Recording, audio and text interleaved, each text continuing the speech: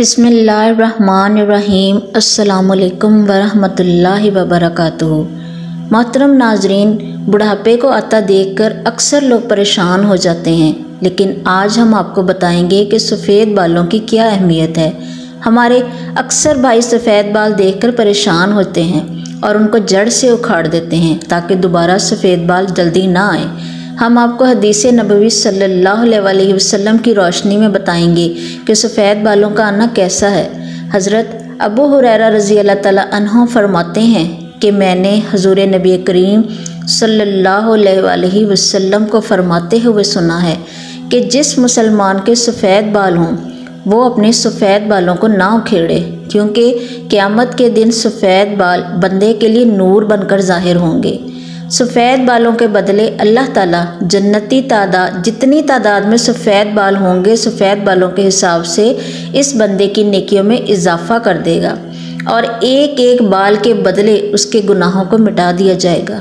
हज़रत याह्या बिन सईद रहमतुल्लाह अलैह से मरवी है कि मैंने सईद बिन मुसैब रज़ी अल्लाह तआला अन्हु को ये फरमाते हुए सुना है कि हज़रत इब्राहीम अलैहिस्सलाम दुनिया में सबसे पहले फ़र्द हैं जिन्होंने अपने मूंछों को काटा, और आप अलैहिस्सलाम जब बुढ़ापे को पहुँचे तो आप अलैहिस्सलाम के बाल सफ़ेद हो गए। तो आप अलैहिस्सलाम ने अल्लाह ताला से पूछा, ए मेरे मालिक, ये क्या माजरा है? अल्लाह ताला ने आप अलैहिस्सलाम को जवाब दिया, ए मेरे दोस्त, ये मेरी रहमत है। बालों का सफ़ेद होने से इंसान की शान व शौकत, इज़्ज़त व वक़ार बढ़ जाता है और तमाम बुरे कामों से ये बचने की अलामत है। हज़रत इब्राहीम अलैहिस्सलाम ने अर्ज़ किया कि ए मेरे मौला, ये तो तेरी बड़ी शान है कि तूने मेरे वक़ार को बुलंद फरमाया।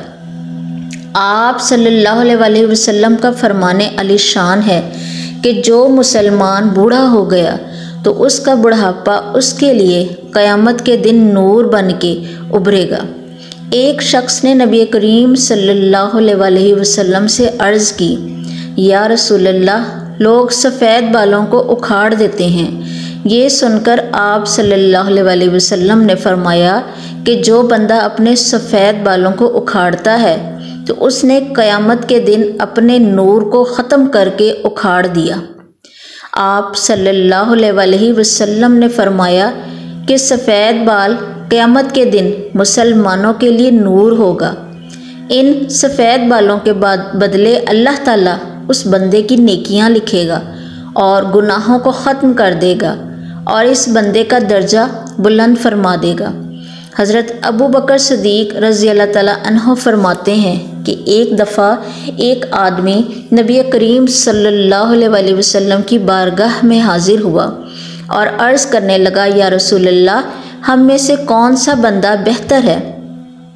आप सल्लल्लाहु अलैहि वसल्लम ने फरमाया कि जो बंदा बुढ़ापे में पहुंच गया और उसकी नेकियां बहुत ज़्यादा हैं, वो सबसे बेहतर है। उसने फिर दरियाफ़्त किया कि या रसूलल्लाह, सबसे बुरा शख्स कौन है?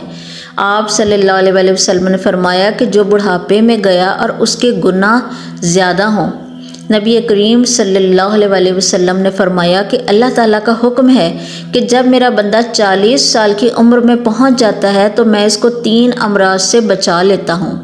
नंबर 1 दीवानगी, नंबर 2 कोढ़ के मर्ज से, नंबर 3 जिल्द के सफ़ेद दागों से। जब मेरा बंदा 50 सालों को पहुंच जाता है तो मैं कब्र में उसका हिसाब व किताब आसान कर देता हूं। जब मेरे बंदे की उम्र 60 साल हो जाती है तो मैं उसका ध्यान अपनी इबादत की तरफ कर देता हूं, और जब मेरा बंदा 70 साल का हो जाता है तो मेरे फरिश्ते इस बूढ़े बंदे से प्यार करना शुरू कर देते हैं। जब मेरा बंदा 80 साल को पहुंच जाता है तो उसके नेक अमाल लिखे जाते हैं और बुरे अमाल को नज़रअंदाज कर दिया जाता है। इसी तरह जब बंदे की उम्र 90 साल हो जाती है तो फरिश्ते फरमाते हैं कि ये अल्लाह ताला का ख़ास बंदा है, इसके सारे गुनाह माफ़ कर दिए जाते हैं। इससे मुराद है कि इस बंदे की उम्र पूरी हो चुकी है और रूह को उसके जिस्म में कैद करके रखा है, बस ये विसाल के करीब है। जब बंदे की उम्र बहुत ज़्यादा हो जाती है तो उसके होशो हवास कायम नहीं रहते, वह जो मुंह में आता है बोल देता है, उसको पता नहीं चलता कि वो क्या कर रहा है, कौन से अल्फाज बोल रहा है। ऐसी उम्र में अल्लाह ताला इस बंदे के जवानी के सारे गुनाहों को मुआफ़ कर देता है। इससे कोई गलती भी हो जाए तो उसको मुआफ़ कर दिया जाता है। हज़रत जाबिर रज़ी अल्लाह ताला अन्हो से मरवी है कि आप सल्लल्लाहु अलैहि वसल्लम ने फरमाया है कि हज़रत जिब्राईल अलैहिस्सलाम अभी मेरे पास आए और फरमाया कि कसम है मुझे अल्लाह तबारक व तआला की, जिसने आप सल्लल्लाहु अलैहि वसल्लम को हक़ और सच के साथ भेजा है। एक आदमी ने 500 साल तक समुंदर में एक पहाड़ के ऊपर रहकर अल्लाह ताला की इबादत में गुजार दिए। ये पहाड़ तकरीबन 30 मुरब्बा मील पर मुश्तमिल है। ये पहाड़ कई सैकड़ों मील फैले हुए समुंदर के अंदर वाक़या था। अल्लाह तबारक व तआला ने इस बंदे के लिए इस पहाड़ पर मीठे पानी का चश्मा अता कर दिया, जिसकी धार हाथ की उंगली के बराबर है। इस पहाड़ के पास एक अनार को उगा दिया, जिस पर हर दिन एक अनार लग जाता था। वो बंदा पहाड़ से नीचे आता, अनार से पेट भरता और फिर वज़ू करता और अल्लाह तबारक व तआला की इबादत में मसरूफ़ हो जाता। जब वो नेक बंदे की मौत का वक्त आया तो उसने अल्लाह ताला से दुआ की कि ए अल्लाह, मेरी मौत सजदे की हालत में हो और मेरे जिस्म को पाक साफ़ जगह पर महफूज कर दिया जाए, और जब क़यामत के दिन मुझे दोबारा ज़िंदा किया जाए तो सजदे की हालत में ही ज़िंदा किया जाए। अल्लाह ताला ने उसकी ये ख्वाहिश को पूरा कर दिया। हम आसमानों पर जाते और ज़मीन पर उतरते वक्त इसको सजदे की हालत में ही देखते हैं। रोज़े क़यामत जब उस शख्स को अल्लाह ताला की बारगाह में पेश किया जाएगा तो अल्लाह तबारक व तआला उसको फरमाएगा कि ए मेरे बंदे, मेरी रहमत से जन्नत में चला जा। तो ये बंदा सवाल करेगा, ए अल्लाह, मेरे नामाए अमाल की वजह से यानी 500 साल इबादत की वजह से मुझे जन्नत में क्यों नहीं भेजा जा रहा। 2 बार यही किस्सा होगा। फिर अल्लाह ताला फरमाएगा, जा बंदे, मेरी रहमत से जन्नत में चला जा। वो बंदा कहेगा, अल्लाह, मेरी अमल की वजह से मुझे जन्नत क्यों नहीं अता की जा रही। तो अल्लाह ताला उससे फरमाएगा कि तुझे जो नेमतें मैंने अता की हैं उसका और तेरे अमाल का अब हिसाब व किताब होगा। सिर्फ आँख की अता की गई नेमत से उसके 500 साल के सारे किए गए नेक अमाल ख़त्म हो जाएंगे और बाकी सारे जिस्म के जो एहसान होंगे वो ज़्यादा होंगे। अल्लाह ताला फरमाएगा कि इस बंदे को जहन्नुम में डाल दो। जब उसको जहन्नुम में ले जाने के लिए पकड़ा जाएगा तो वो बंदा कहेगा, ए अल्लाह, मुझे अपनी रहमत के ज़रिए जन्नत में भेज दे। अल्लाह ताला फरमाएगा कि मेरे इस नेक बंदे को इधर लाओ। जब उसको लाया जाएगा तो अल्लाह ताला फरमाएगा कि तुझको पैदा करने वाला कौन है। वो बंदा कहेगा, ए अल्लाह, आप ही मुझे दुनिया में ज़िंदगी देने वाले हो।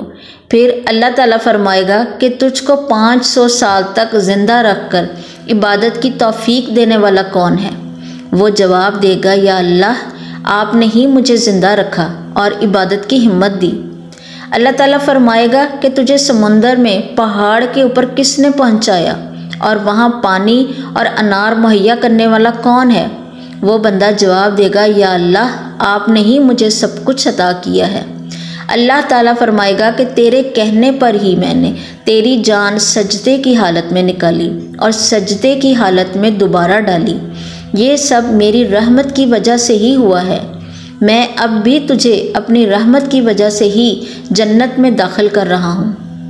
हज़रत जिब्राईल अलैहिस्सलाम ने फरमाया, ए अल्लाह के नबी सल्लल्लाहु अलैहि वसल्लम, दुनिया और आसमान में जो कुछ भी है वो अल्लाह ताला की रहमत व करम है। अल्लाह पाक से दुआ है कि वो हमें भी अपनी रहमत से जन्नत में दाखिल कर दे। आमीन या रब्बल आलमीन। जज़ाकल्लाह।